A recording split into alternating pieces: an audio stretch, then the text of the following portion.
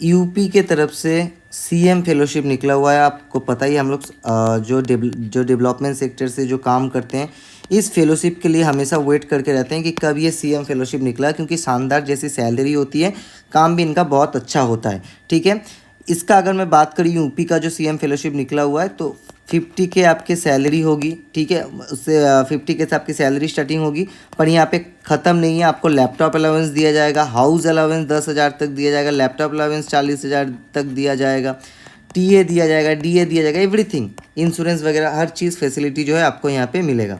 ठीक है, और अगर आप डेवलपमेंट स्टडीज़ कर रखे हो, इकोनॉमिक्स, सोशल वर्क, एवरीथिंग, तो आप इसको जो है अप्लाई कर सकते हो। दो तरीके का फेलो है, जो फेलो दो तरीके के यहाँ पे लिए जा रहे हैं।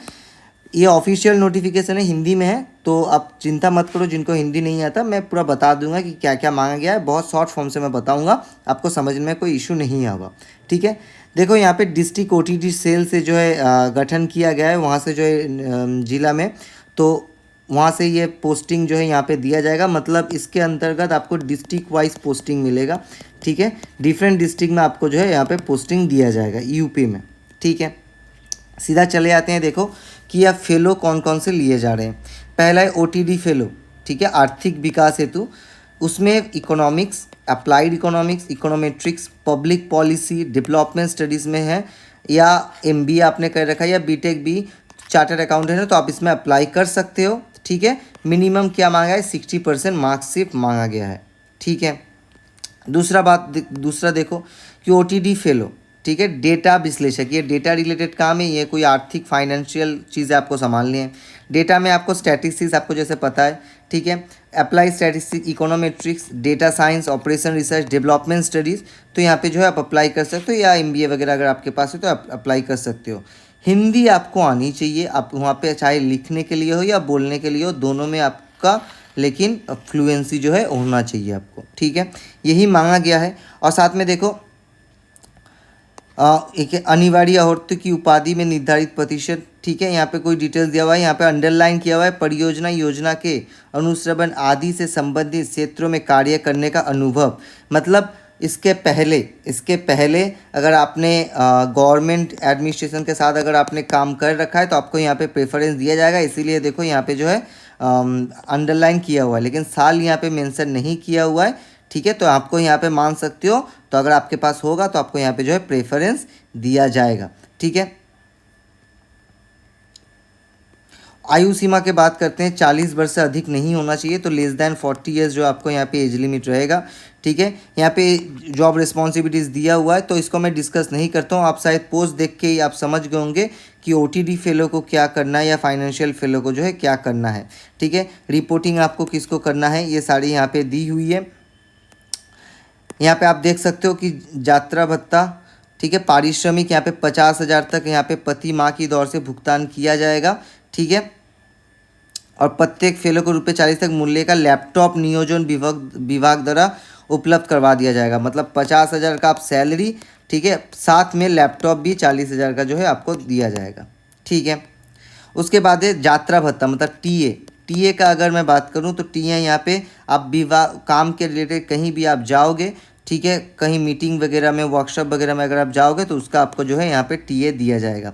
आवासीय सुविधा, मतलब हाउसिंग अलाउंसेस जो यहाँ पे बात किया गया है, कार्यक्रम में अंतर्गत निःशुल्क आवासीय सुविधा उपलब्ध करवाई जाएगी 10,000 तक प्रति माह। मतलब आप समझ पा रहे हो कि 50,000 तो आपका सैलरी हो गया, और 10,000 आपका हाउसिंग अलाउंस हो गया, जो आपको दिया जाएगा।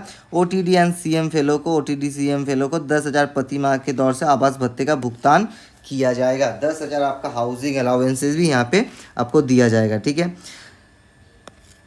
आयु में सिलेक्शन बेटेज तथा आयु में सिलेक्शन उत्तर प्रदेश लोक सेवाओं प्रतियोगी प्रतीक्षा हेतु, ठीक है, कोई रिटर्न एग्जाम यहाँ पे होगा। मुख्यमंत्री लिए आयु सीमा एवं अधिमान का स्थिरीकरण, ठीक है, कोई रिटर्न, आप समझ पा रहे हो, कोई रिटर्न एग्जाम यहाँ पे आपका लिया जाएगा, उसके बेसिस पे इंटरव्यू होने के बाद आपको यहाँ पे जो है सिलेक्शन आपको दिया जाएगा। ठीक है, और 12 दिनों के अवकाश की अनुमति है। ठीक है, मतलब आपको 12 दिन के अंदर जो है अप्लाई इसको करना है। सॉरी, इसका मतलब 12 दिन आपको यहाँ पे छुट्टी मिलेगा। अवकाश मतलब यहाँ पे लीव। ठीक है, तो एक साल में आपको 12 जो है लीव दिया जाएगा। ठीक है, यहाँ पे दिया गया है। चयन की प्रक्रिया आप देखो कि यहाँ पे आपको 25% का निस्तारण के किया जाएगा। डुप्लीकेशन नियंत्रण, ईमेल आईडी, फ़ोन नंबर, ये सब आपको जो है देना पड़ेगा। पूर्ण प्रक्रिया का संवेदन स्टेट ट्रांसफॉर्मेशन कमीशन द्वारा किया जाएगा, ठीक है, ट्रांसफॉर्मेशन कमीशन द्वारा किया जाएगा। चयन हेतु ऑनलाइन पोर्टल पर, कोई ऑनलाइन पोर्टल जो है वहाँ से आप इसको आवेदन कर सकते हो। कौन सा ऑनलाइन पोर्टल है वो भी अपन इस वीडियो में बात करेंगे। तो लिखित परीक्षा जो होगा वो है 50 अंक का होगा। 50 मार्क्स का जो यहाँ पे रिटन एग्ज़ाम आपका यहाँ पे दिया जाएगा, जहाँ पे, ठीक है, यहाँ पे सब्जेक्ट दिया हुआ है general knowledge 10 number, general aptitude, quantitative reasoning, reading comprehension 10 number, ठीक है। मार्क्स डिवीजन 10% यहाँ पे है, ठीक है। और जो है 5 नंबर मार्क्स डिवीजन 5। उसके बाद इकोनॉमिक्स का जो है 30% है, सबसे ज़्यादा यहाँ पे आएगा 15 मार्क्स का जो यहाँ पे दिया रहेगा। स्टैटिस्टिक 30% वेटेज है 15 मार्क्स का। टेक्निकल स्किल्स MS ऑफिस हो गया, स्टेटा हो गया, वहाँ पे 20% वेटेज दिया हुआ है, 10 मार्क्स का जो यहाँ पे रहेगा, ठीक है। तो आप समझ पा रहे हो 50 मार्क्स का ये 50 मार्क्स का जो है परीक्षा होने वाला है, जहाँ पे मार्क्स डिस्ट्रीब्यूशन एंड वेटेज दिया हुआ है। तो आप समझ पा रहे हो कि इकोनॉमिक्स, इन 3 चीज़ों से सबसे ज़्यादा जो है सवाल आएंगे, economics, statistic and technical skills, ठीक है।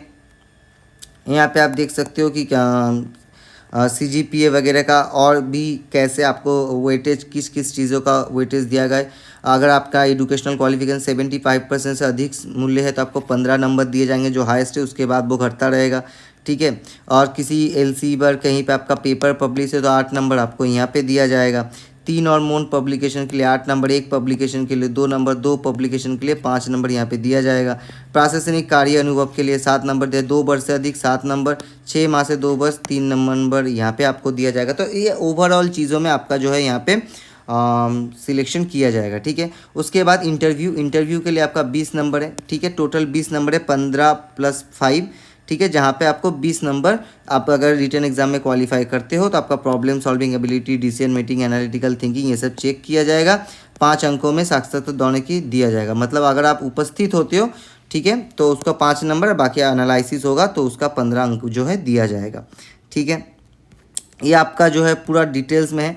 अब अप्लाई कहाँ से करना है, ठीक है। अप्लाई का अगर मैं बात करूँ, यहाँ पे आप देख सकते हो, ठीक है, upoffice.government.in, मैं यहाँ पे जो है लिंक दे दूंगा ऑफिशियल वेबसाइट का, आप सीधा जाके ऑनलाइन इसको जो है अप्लाई कर सकते हो। डिस्क्रिप्शन बॉक्स में आपको मिल जाएगा, और साथ में डिस्क्रिप्शन बॉक्स में आपको व्हाट्सएप ग्रुप और टेलीग्राम ग्रुप का भी लिंक मिलेगा, जहाँ पे आपको डेली जॉब अपडेट मिलते रहेंगे, तो उसको फटाफट आप ज्वाइन कर लेना, बिल्कुल फ्री है, ठीक है। आपको टाइम टू टाइम अपडेट मिलता जाएगा, टाइम टू टाइम इसको आप अप्लाई कर पाओगे, ठीक है।